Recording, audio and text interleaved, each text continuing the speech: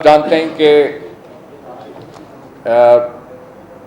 रबीउल अव्वल के महीने का आगाज़ हुआ चाहता है और तहरीक इंसाफ हमेशा से पहले भी 3-3.5 साल जो है इस हवाले से जो तकरीबात का इनेकाद पहले भी जो है तो हम उसको इनकरेज करते रहें। इस हवाले से हमारी मिनिस्ट्री ऑफ कल्चर ने जो है अशरा रहमतुल आलमीन की तकरीबात के हवाले से मुख्तलिफ़ प्रोग्राम तरतीब दिए हैं और इस हवाले से मैं मलिक तैमूर साहब जो हमारे मिनिस्टर फॉर कल्चर हैं उनसे रिक्वेस्ट करूँगा कि उसकी तफसीलात आपके सामने।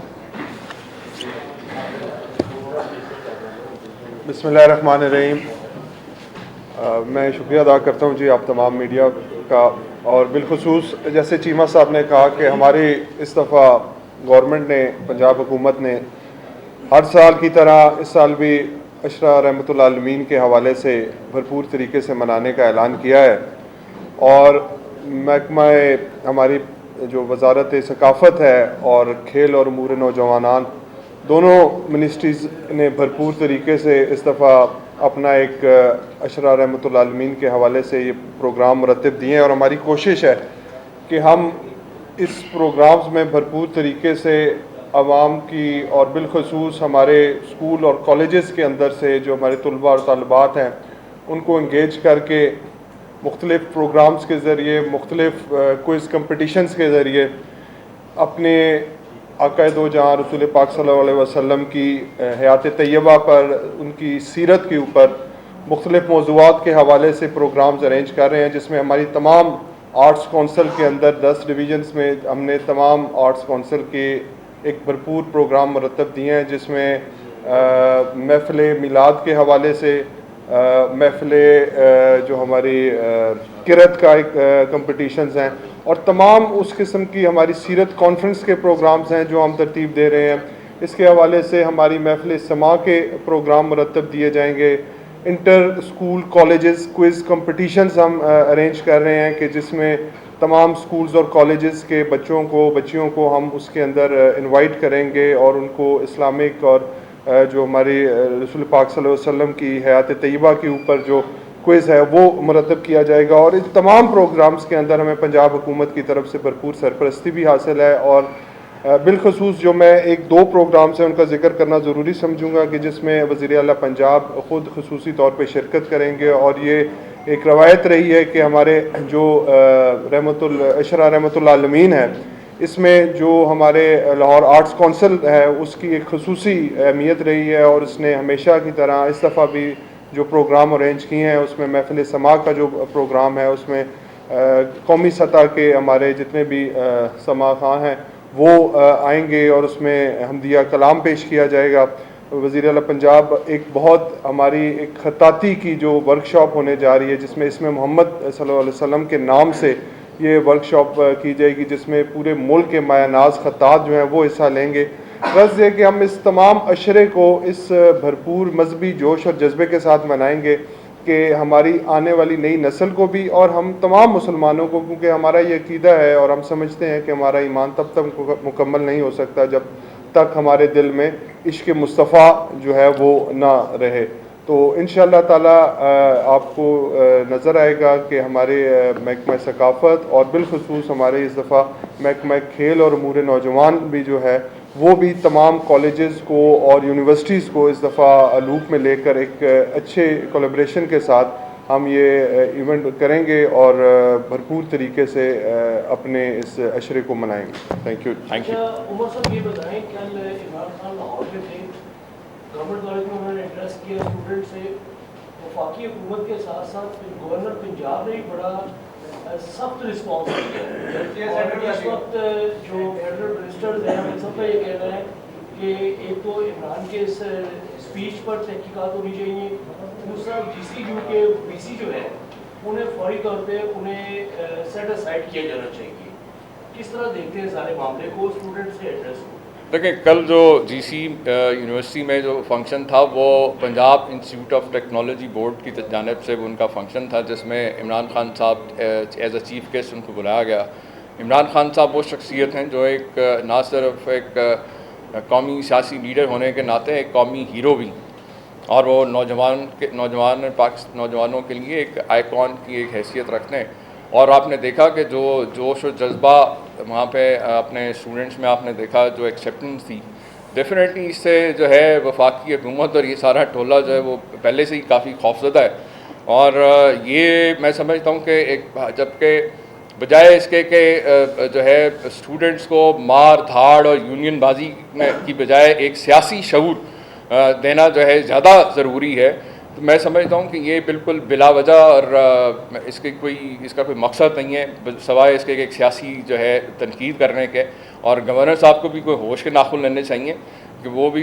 जो है एक आइनी ओहदा रखते हैं, वो कोई नून लीग के अब दरबारी नहीं रहे, उनको इस किस्म की जो है बयानात से उनको गुरेज करना चाहिए। Thank you. चीमा साहब मैं ये कि एक वाक़या पेश आया लंदन में, आप उस वाक़े को कैसे देखते हैं जो मरियम औरंगज़ेब के साथ में वाक़या पेश आया? देखिए, मैंने आपसे कहा ना कि ये वाक़या, ये जो ऑडियो लीक्स हो गया और जिस तरह से वो फिल्माया गया है, वो जो मरियम औरंगज़ेब वाला, वो भी ये खुद करवाया गया, साफ पता चल रहा है जो जिस तरीके की। और ये नौटंकी लीग के लोग हैं। मैंने आपसे कहा कि एक तरफ अवाम जो है वो 1/3 पाकिस्तान जो है वो पानी सैलाब में डूबा हुआ है, बाकी 2/3 जो वो महंगाई के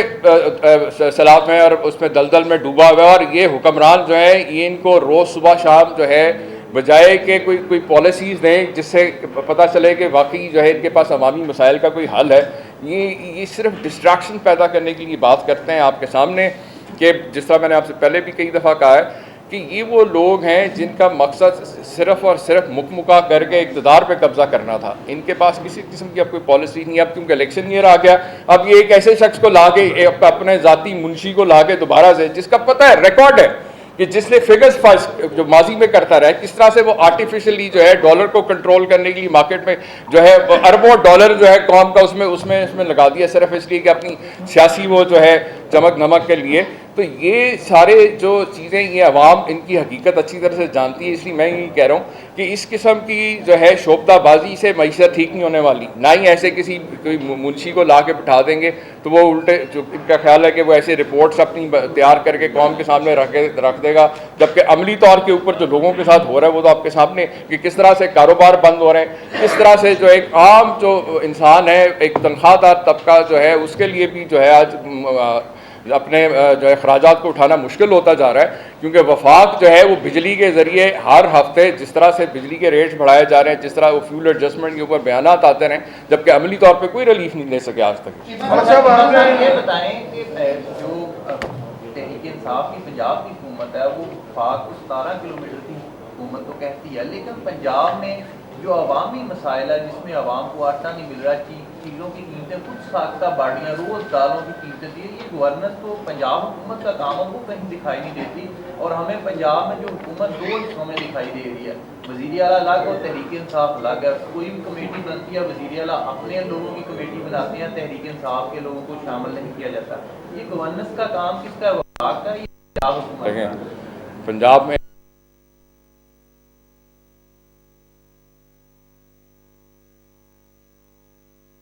हर मामले के ऊपर, और चौधरी परवेज़ इलाही साहब की क़यादत में पंजाब हुकूमत के अंदर कोई ऐसी कमेटी मैंने तो मेरी नज़र से नहीं गुजरी कि जिसके अंदर तहरीक इंसाफ को शामिल ना किया गया हो। हर मौके के ऊपर, हर चीज़ के अंदर मुशावरत के हवाले से, गवर्नेंस के हवाले से बिल्कुल दोनों जमातें।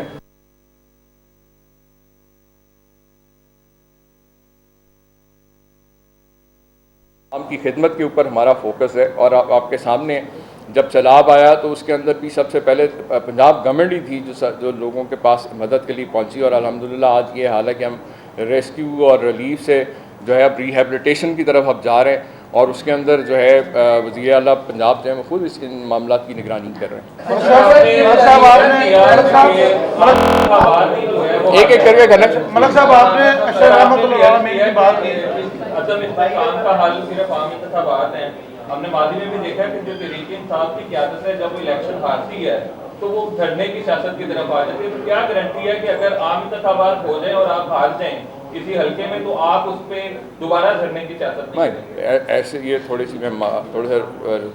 ना फैक्ट्स का रिकॉर्ड अपना ज़रा दुरुस्त कर लें। आपको याद है 2014 के अंदर जब हमने इंतखाबात हुए तो हमने 4 हल्कों की डिमांड की थी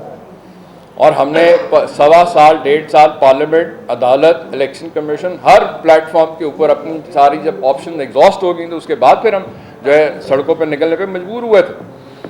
और फिर उसके बाद JAT के अंदर जो भी चीज़ें सामने आई, लेकिन आप मुझे ये बताएं कि जो बड़ी बड़ी जमातें जो हैं, जो क्या पिछले 40-50 साल में हर इलेक्शन, जो भी इलेक्शन हारते हैं, कि शोर तो मचाते हैं कि जी इलेक्शन में धांधली हुई, लेकिन अमली तौर के ऊपर रिफॉर्म्स के ऊपर जब बात आती है, अभी कल की बात है, अभी गवर्नर पंजाब की आपने बात की, कल उन्होंने वापस कर दिया लोकल गवर्नमेंट वो जो एक्ट से, और उसके अंदर क्या एतराज़ उठाया कि इलेक्ट्रॉनिक वोटिंग मशीन नहीं होनी चाहिए। अब इलेक्ट्रॉनिक वोटिंग में क्या है? इलेक्ट्रॉनिक वोटिंग में ट्रांसपेरेंसी है, शफाफियत है। हम जब बात करते हैं इलेक्शन, साफ शफाफ इलेक्शन की, तो वो वोट का इस्तेहकाक जो है वो हम तरीके इंसाफ के वोटर की बात नहीं करते हैं। हम चाहते हैं कि नून लीग और पीपल्स पार्टी उनके वोटर का वोट का इस्तेहकाक भी कायम होना चाहिए, साफ शफाफ इलेक्शन हो, फ्री एंड फेयर गेम हो, फेयर प्ले हो। लेकिन आपके सामने कि जिस तरह अभी 17 जुलाई को जो इलेक्शन की आपके सामने के तमाम इन्होंने हरबे आजमाने के बावजूद फिर भी जो है वैसे तरीके इंसाफ ने जो अपना हक वापस लिया, और अभी यही चीज़ जो है खौफ जो है, जिसकी वजह से जो है बिल्कुल ये नफसियाती मरीज बन गए हमारे जो मुखालफिन है। मलक साहब ये बताइए कि आपने इनको पूछ लेना मलक साहब, आपने ये माशाल्लाह बड़ा अच्छा ये लिया कि आप अशरा रहमतुल्लाह अलैहि मना रहे हैं। एक तो ये बताइए कि इसमें आप स्कूलों की बात कर रहे हैं, तो ये एक तो या इसमें प्राइवेट स्कूलों को भी इन्वॉल्व करेंगे, क्योंकि ये तमाम एक बड़ा सुनहरी मौका है कि हम तमाम बच्चों को इससे रोशनास करा सकते हैं। और दूसरा ये बताइए कि आपने स्कूलों को इन्वॉल्व करने की बात की, तो उसमें जो मुराद राज साहब हैं उनके साथ आपकी कोऑर्डिनेशन है, वो तो नज़र आते नहीं कहीं पे, और आप ये भी काम स्कूलों के हवाले से वो आपके साथ आज मौजूद क्यों नहीं? अच्छा, इसमें मैं आपको बताना चाहता हूँ कि पंजाब हुकूमत की तरफ से एक कमेटी नोटिफाई हुई है, जिसमें minister school education, minister higher education और कोऑपरेटिव मिनिस्टर्स वो मौजूद हैं, और ये तीनों सेक्रेटरीज हजरात भी इसमें मिल के जो है वो इंफॉर्मेशन और कल्चर डिपार्टमेंट के साथ एक लाइजोनिंग में काम करेंगे, और हम तमाम सरकारी और गैर सरकारी स्कूल्स और कॉलेजेस के तमाम स्टूडेंट्स को जो भी इसमें कॉन्टेस्ट करना चाहेगा उनको हम इनविटेशन भी देंगे और उनको हम पार्टिसिपेट भी करेंगे। चीमा साहब, हुकूमत जाने के हवाले से जो है वो बातें हो रही है कि शायद अक्टूबर में पंजाब में कोई तब्दीली आ जाएगी, और इसी वजह से पंजाब असम्बली का जो इजलास है वो तवील से तवील तक किया जा रहा है। क्या वजह है कि पंजाब असम्बली का इजलास पंजाब के अंदर जो तब्दीली आनी थी वो आ चुकी है, ठीक है। पिछली दफ़ा भी आपको पता है कि किस तरह से साजिशी किरदार जो किस तरह से इन्होंने जो है नोटों के ज़रिए जो है और लोटों के ज़रिए जो है वारदात डाली थी। लेकिन मैं समझता हूँ कि सुप्रीम कोर्ट का जो फैसला आया 63A आर्टिकल के ऊपर, उसके बाद तमाम जो ऐसे रास्ते हैं वो बंद हो चुके हैं, और ये अब सिर्फ अपनी सुबकी से बचने के लिए और इस किस्म के बयान देते रहते हैं कि जी अगले हफ्ते, ये पिछले 2 महीने से हम यही सुन रहे हैं। अब मैं नहीं समझता कि पंजाब के अंदर कोई भी शख्स ऐसा है, बल्कि कई ऐसे नून लीग के कई ऐसे MPAs हैं जिनका राब्ता PTA और PML की क़यादत से है, जो इस इंतज़ार में कि जैसी इलेक्शन अनाउंस हो, आप देखेंगे कि वो जो हो सकता है वो इन जमातों में शामिल हो जाए। साहब ये बताइएगा, कल खान साहब ने दिखाया कि एक और ऑडियो होने वाली है जिसमें मरियम नवाज जो है नवाज शरीफ साहब से बात कर रही है कि इमरान खान साहब को नायल कर देंगे। ये ऑडियो जो है खान साहब को कैसे पता चली, और आपके दौर में भी ऑडियो जो है लीक होती रही है, तो ये कौन से इदारे करते हैं और कब तक ये मामला? मैंने आपसे कहा ना कि ये जो ऑडियो लीक्स हैं, खैर अब ये तो पूरे सोशल मीडिया पे सारी इन्फॉर्मेशन मौजूद है जो इस हवाले से। मैंने आपसे कहा ना, ये वारदातियों ने सारों ने इकट्ठे होकर वारदात, तो बड़ी वारदात डालनी थी, क्योंकि 3.5 साल इमरान खान ना इनको NRO दे सका, ना इनकी चोरी इनको माफ़ की, तो इन चारों ने इकट्ठे होकर वारदात तो डाली बड़ी। लेकिन अब इक़्तिदार की बंदरबाट में ही एक दूसरे को नंगा और गंदा कर रहे हैं, क्योंकि आगे इलेक्शन से पहले अब फिर एक दफ़ा फिर ये अपनी पोजीशन पे जाने के चक्कर में, इसलिए आप और तवज्जो से असल इशू से तवज्जो हटाने के लिए मैं आपसे कह रहा हूँ कि नेशनल सिक्योरिटी कमेटी का इजलास अगर बुलाने की ज़रूरत है, और जिसको ऐसे NSC को देखना चाहिए कि प्राइम मिनिस्टर ने ऑफिशियल सिक्योरिटी एक्ट की वायलेशन की है और उसकी गवाही दे रहे हैं, 3 वफाकी वुज़रा दे रहे हैं, उसको कैसे इग्नोर किया जा रहा है? एक अहम जो है, ये एक हसास नौइयत का मामला है, ये उससे कहीं ज़्यादा इंपॉर्टेंट है ये जो ऑडियो लीक्स हैं। और ये आप ऑडियो लीक्स वाली जब इन्वेस्टिगेशन होंगी तो आपको पता चलेगा इनके अपने ही जो हैं, जो वो मोबाइल रिकॉर्डिंग्स करके तो इस किस्म की ये ऑडियो लीक्स कर रहे हैं, ये इनके अपने घर से इनसे वारदात वापस आ गए, अदालतों से मंसूर है, अदालतों को तलब है उनकी देख रहे हैं कि जब से वापस आए अदालतें कोई एक्शन नहीं ले रही, उनका कोई नोटिस नहीं लिया गया कि वो अदालत में आए, पेश हो, अपने केसेस का सामना करें। कहीं ये जो काजी हैं ये तो सिस्टम में नहीं साथ इनके शामिल हुए इनको वापस लाने के लिए, रिलीफ देने के लिए, बल्कि देखें ये पाकिस्तान की सियासी तारीख अगर आप देखें, जब भी जमहूरियत को नुकसान पहुँचा है उसके अंदर जो है अदलिया और इदारों का जो है उनको इस्तेमाल किया गया है, ये तारीख है। और मैं समझता हूँ कि जो है ऐसे मौके के ऊपर जो है इदारों को भी, अदलिया को भी देखना चाहिए कि वो उनकी साख जो है वो ऐसे लोगों के अगर ऐसे मामलात में जो है वो मुतासर नहीं होनी चाहिए, क्योंकि हम ख़ास तौर पे तरीके इंसाफ ने हमेशा ये बात की है कि हमारा जीना मरना इस मुल्क के साथ है और हम चाहते हैं कि पाकिस्तान के इदारे अदलिया जो है वो मजबूत हों, आज़ाद और ख़ुद मुख्तार हों। वो क्योंकि इन वारदातियों ने इन्होंने फिर भाग जाना है,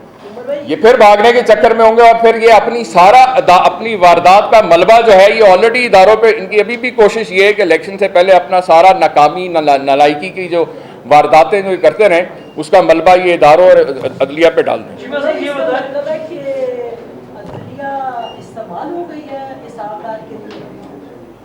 देखिए मैं आपके सामने मैं फिर बार ये दोबारा ये कह रहा हूँ कि बिल्कुल अदलिया को इस चीज़ का नोटिस लेना चाहिए कि एक शख्स जो भगोड़ा है, जो इश्तिहारी रहा है, मैं इसलिए आपसे कह रहा हूँ कि आला अदलिया को चाहिए इस चीज़ का नोटिस ले कि बिल्कुल अगर इस किस्म के मामलात जो है ऐसे शख्स की अगर कि ऐसे लोगों की सपोर्ट अगर उनको दोहरा मेयार जो हम बार बार करते हैं कि जो बड़े बड़े डाकू जो हैं वो इक़्तिदार में बैठे हुए हैं और तमाम छोटे छोटे जराइम में लोग जो हैं वो जेलों में सड़ रहे हैं, तो इससे डेफिनेटली जो है अदलिया के किरदार के ऊपर सवालिया निशान तो आता है। दायर कर दें इस हकदार के खिलाफ। अच्छा ये बताइए बिल्कुल उसके ऊपर बात हो रही है, हमारी लीगल टीम जो है वो चाहती है कि